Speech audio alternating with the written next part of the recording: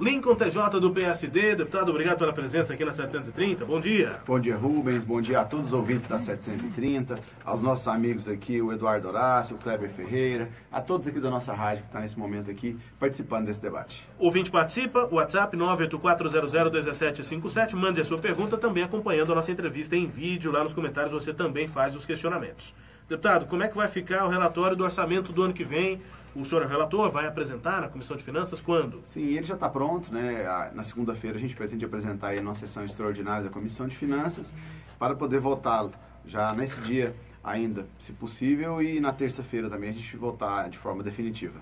E muitas emendas de deputados? Muitas, em torno de 1.400 e uns quebrados, são muitas emendas, é um dos motivos que demorou um pouco para a análise desse projeto, porque a gente tem que avaliar cada emenda, equacionar ela dentro do bolo do orçamento. Tem emendas do Poder Judiciário, tem emendas também nosso do Poder Legislativo, tem emendas dos Tribunais de Contas do Estado, do Ministério Público, então, de Defensoria. Então a gente acaba tendo que fazer a conta, redividir os valores, e então isso leva um certo tempo. Aí tem emenda também por parte dos deputados estaduais, então faz parte. Desculpa. Essas emendas de outros órgãos, além das dos deputados, as dos órgãos que o senhor citou, o senhor vai acatar todas? Sim, eu estou acatando todas, na medida do possível, dentro daquilo que se encaixa no orçamento, porque o orçamento é como uma coberta só. O que você muda é a divisão dos recursos que ficam debaixo dessa coberta. Pois é, e o governo tem concordância com essa? Tem concordância. Geralmente essas mudanças, Rubens, elas são feitas junto com a Secretaria de Planejamento e com a Secretaria da Fazenda. É na ordem de quanto? O orçamento fechou na ordem de quanto? Em torno de 26 bilhões. 26 bilhões? 26 bilhões. É uma previsão de receita, Ela pode ser maior ou ela pode ser menor. Pois nessa previsão, deputado, primeiro, ela não está otimista pelas condições econômicas da nação? Não. Não. Está dentro do normal. Está dentro da normalidade? Está dentro da normalidade.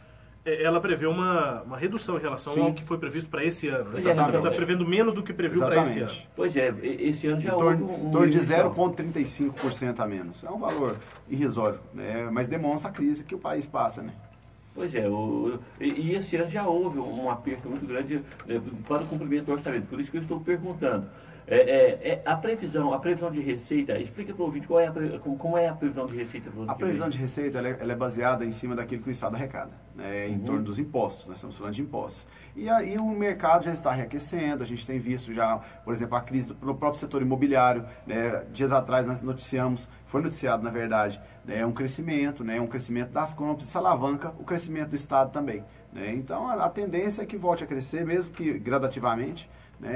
O Brasil está voltando a crescer novamente, então isso é uma perspectiva boa. Deputado, o que a gente conversa aí inclusive da apresentação desse orçamento, no dia em que ele foi para a Assembleia, o vice-governador José Elton, o secretário de Gestão e Planejamento Joaquim Mesquita e o secretário da Fazenda João Furtado Neto fizeram uma apresentação à imprensa, e a palavra ali era austeridade. Sim. Como é que dá para o ouvinte entender, o eleitor entender essa definição de austeridade no orçamento do ano que vem, economia, restrição de custeio da máquina, uma estrutura menor, são 10 secretarias depois da última reforma. Como é que o ouvinte vai entender isso ao mesmo tempo que o governo lança o programa Goiás na Frente com bilhões de investimento? Como é que vai entender uma coisa e outra? Porque uma coisa, Rubens, é a gente falar de investimentos. Outra coisa, a gente falar, o custeio da máquina, ele é um custeio que a máquina ela é pesada por muito tempo. Não é uma coisa é você fazer investimentos hoje, e outra coisa é você preparar gastos que vão ser contínuos. E o que o governo está diminuindo são gastos contínuos da máquina. São gastos que não é hoje, não é esse ano, não é referente só ao investimento de hoje, mas são custeios que são de 10, 15, 20, 30 anos. Infelizmente é algo que já devia ter sido feito no passado. A gente lembra do passado aqui 10, 20, 30 anos atrás, a gente não via essa crise em relação ao poder público, mas hoje tem. Se isso tivesse sido pensado lá atrás, com certeza a gente não estaria vivendo o que o Brasil está vivendo hoje. Então, na verdade, tem sido cortado gastos contínuos, gastos que incham a máquina, tornam a máquina pesada, mas isso abre também espaço para investimento.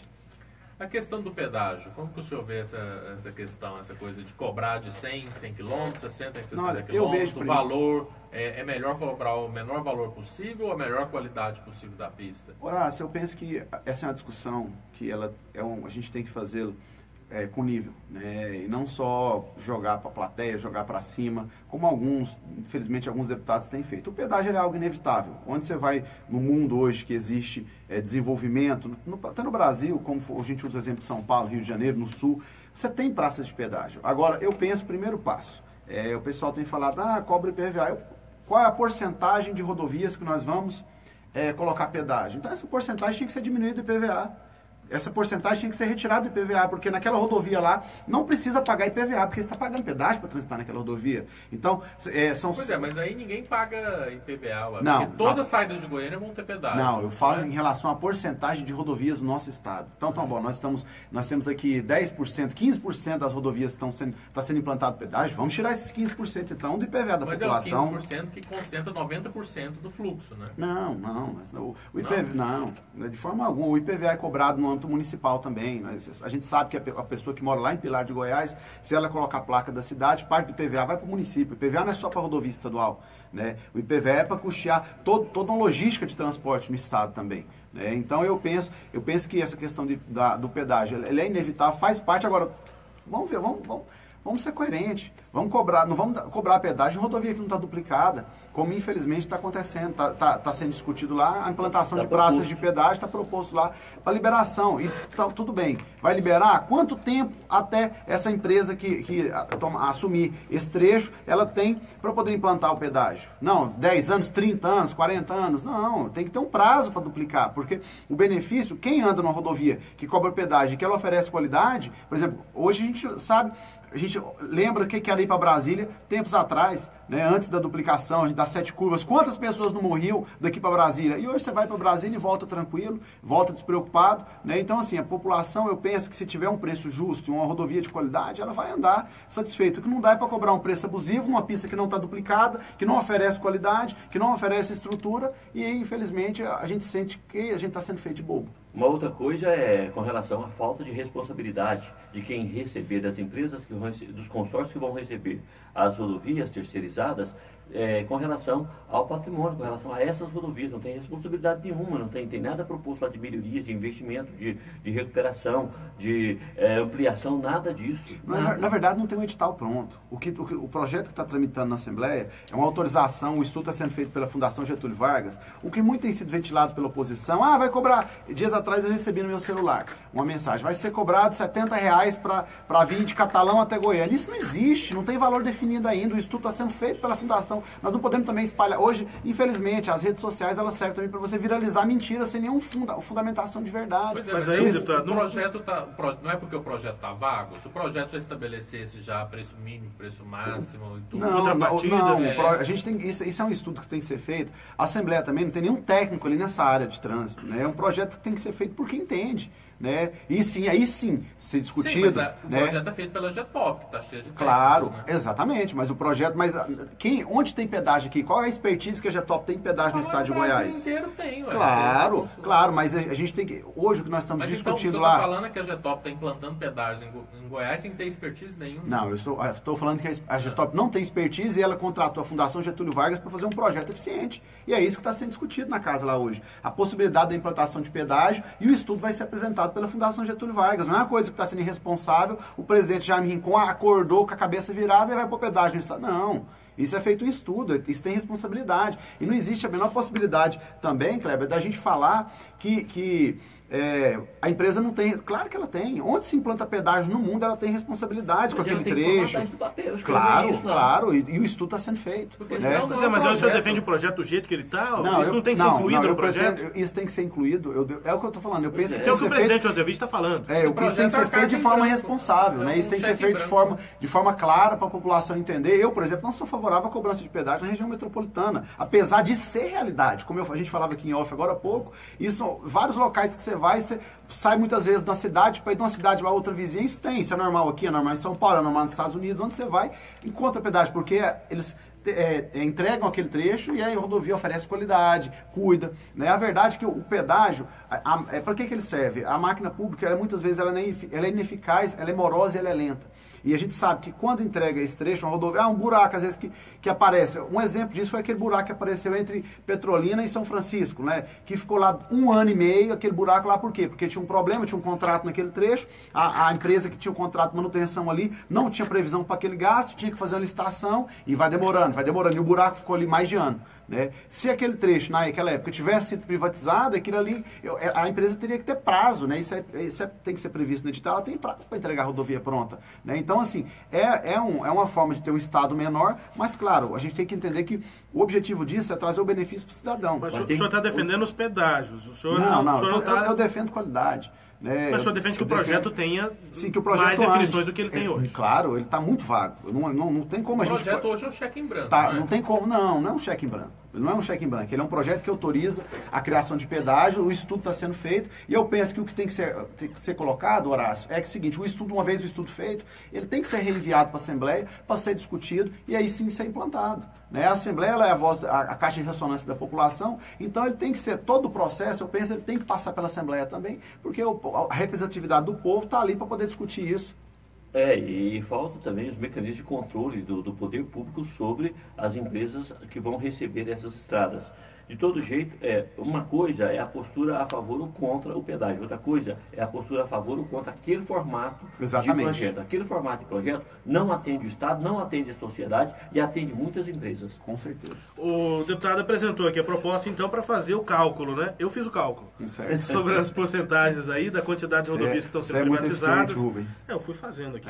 O Horácio é bom de cálculo, não me corrigiu não, mas é basicamente isso. São 896 quilômetros a serem concedidos, privatizados. Goiás tem hoje em torno de 13 mil quilômetros de rodovias pavimentadas. Tem mais sem ser pavimentadas. Só que esses 896 quilômetros são os que concentram a maior quantidade de carros.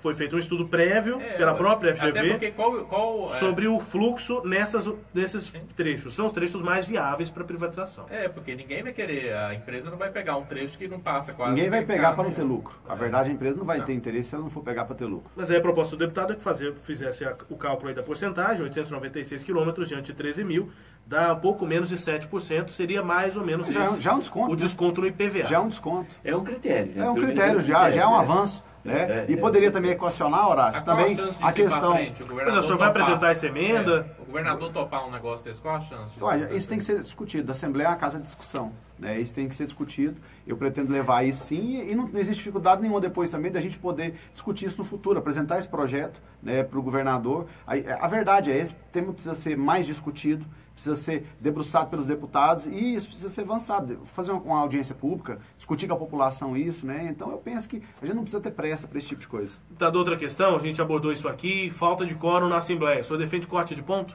É claro, isso a gente está falando, Rubens, é uma coisa assim, a pessoa foi eleita para isso, a gente vê tanto deputado lutando para entrar lá, deputados classistas, e infelizmente quando está lá dentro, não quer estar lá dentro, porque a gente sabe também que o trabalho do deputado ele não resume-se apenas a estar lá terça, quarta e quinta. Né? O deputado, infelizmente, pela forma como o Brasil vive hoje, porque se você vai num país que é desenvolvido, o trabalho do deputado resume-se aquilo ali. Por quê? Porque muitas vezes as principais demandas do povo elas estão supridas, né? E o trabalho dele é de fato só legislar e fiscalizar. Mas hoje a gente sabe que o trabalho dele tem que estar lá na base, falta muita coisa nas cidades. A gente vive num país hoje onde 70% do imposto fica na mão do governo federal e o recurso não chega lá no município. E muitas vezes o povo não consegue, os políticos, o governador, o prefeito, o presidente, não consegue ir lá na base ver o que está faltando. E esse trabalho cabe ao vereador, ao deputado federal, e a gente acaba não tendo só que ficar dentro da Assembleia. Mas é óbvio, você tem que ficar só 3 dias lá na sessão e o deputado não está lá, não justifica a falta dele.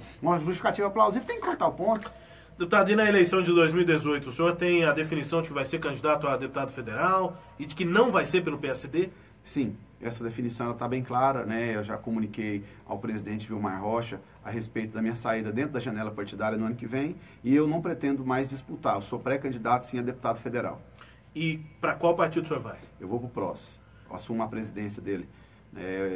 Serei presidente dele a partir de abril do ano que vem. Então vai ser só depois da janela? Sim, claro, né? Não vou pôr o mandato em risco. Né? Eu vou na janela partidária, como todos os demais que querem mudança. Hoje mesmo, sabe, no giro, né, do Jornal Popular, falando que o deputado Fábio Souza também está avaliando a mudança para o PSL, que parece que já mudou de nome também. Livres. Livres. Virou Livres. Virou Livres. Livres de quê, né? Por que a insatisfação com o PSD? Não é insatisfação, Horácio. A verdade é assim, é mesmo perguntar para o nosso presidente Vilmar, qual foi a insatisfação dele com o DEM? Né? Qual a insatisfação do Fábio? Não, é uma oportunidade que tem de você crescer, né? De você estar no partido... Mas a do Vilmar no DEM tinha problema com o Caiado.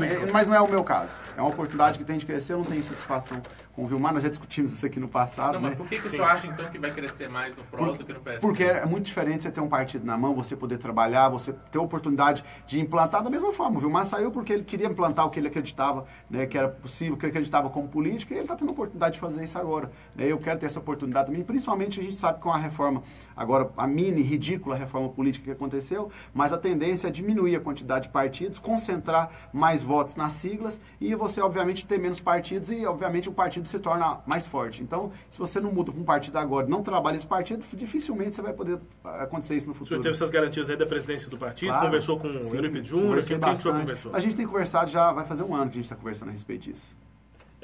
Deputado, o que o senhor achou das críticas de Vilmar Rocha, que ainda do seu partido, da candidatura de Zé Elton? Eu achei que foram críticas muito pessoais, né? Foram críticas, ele expôs o ponto de vista dele, e ele tem direito disso. Eu acho que a carreira política dele qualifica ele para isso, né? Ele tem direito de pensar como ele pensa, apesar de eu não concordar.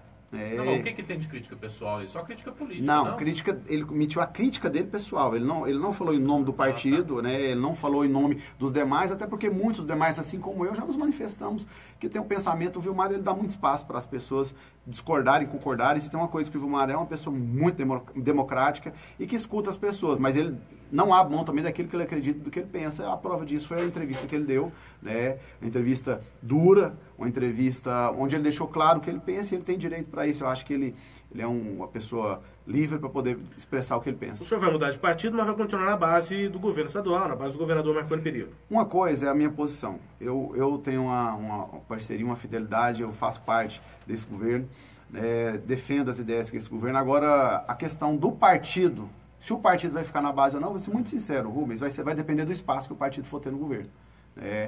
Eu não posso simplesmente pegar a minha posição e definir a do partido inteiro sem o partido ter espaço, sem o partido. O objetivo, partidos são todos iguais, não existe diferença de um partido para o outro. O partido existe para chegar no poder e implantar aquilo que ele acredita. O que muda são as pessoas que estão dentro do partido. Isso muda de um partido para o outro. Você tem uma pessoa que é honesta, uma pessoa que não é bandista, uma pessoa que não é ladrão, né? Mas o objetivo do partido é chegar no poder e poder trabalhar. Então, o PROS, o partido que eu vou assumir a partir do ano que vem, ele quer espaço no governo também. Agora, se ele não tiver espaço, o partido vai ter que tomar uma decisão partidária. Isso, agora, a minha posição é clara. Eu pretendo apoiar a candidatura do nosso vice-governador, doutor José Elton, e estarei do lado dele. Que espaço, deputado? É na chapa majoritária? Fazer aliança proporcional? Ou é no governo mesmo? No governo mesmo. É uma pasta interessante, onde o partido possa ser contemplado. Pensando em 2019. Exatamente. E ano que vem, já vai ter reforma por ano que vem, né? É uma sinalização do porvir. Sim.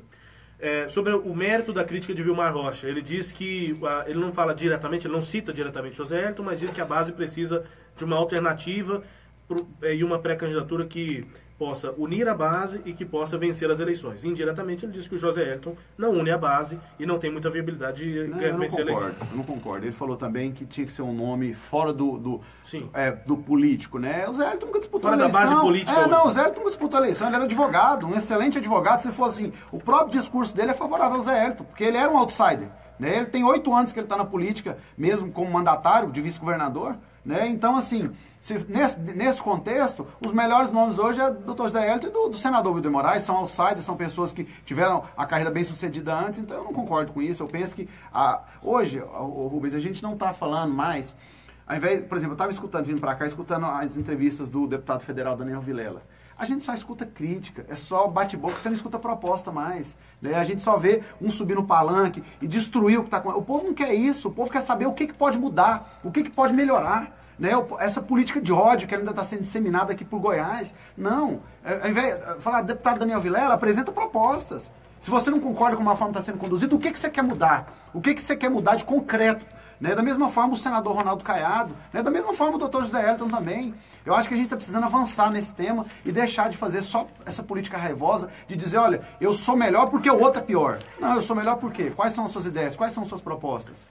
A gente vai acompanhar o deputado Lincoln TJ também a partir do ano que vem no PROS, candidato a deputado federal. Deputado, obrigado pela disponibilidade mais uma vez de conversar com a gente aqui na 730. Bom dia, bom trabalho. Eu que agradeço, Rubens. É sempre bom poder estar aqui para o bom debate, estar perto da população, poder discutir, né, os temas mais relevantes. Eu, mais uma vez, eu me coloco, assim como o meu mandato, à disposição de cada um de vocês lá. Obrigado, Eduardo Horácio, sempre com a participação bem incisiva, da mesma forma o Kleber, e a todos aqui que participaram, a todos vocês no Facebook e que estão nos ouvindo nesse momento. Um abraço a todos. Destaque essa entrevista com o deputado Lincoln TJ no portal 730.com.br, também no facebook.com/rádio 730. Antes do fim, tem